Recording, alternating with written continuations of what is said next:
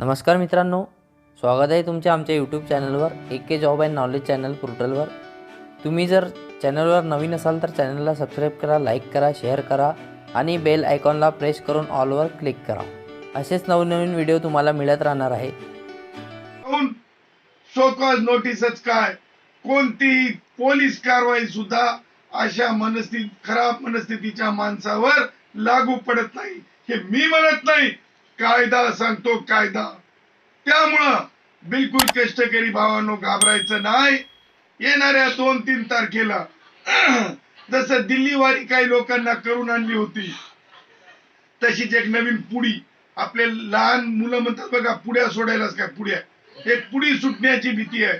आणि ती अशी आहे, ते म्हणे पैसे वाढवून देतो, कष्टकरी पैशाचा भिकारी नाही, कष्टकरी लाचार नाही, कष्टकऱ्याला विलीनीकरण पाहिजे आणि तो त्याचा स्वाभिमानाचा आणि प्रतिष्ठेचा लढा आहे। त्याच्यामुळं सरकारला मी चिंतित करत आहे, तुम्ही ती पैसे वाढवून देतो म्हणणारी जी पुडी आहे ना, ती पुडी आमच्यावर लागू होत नाही।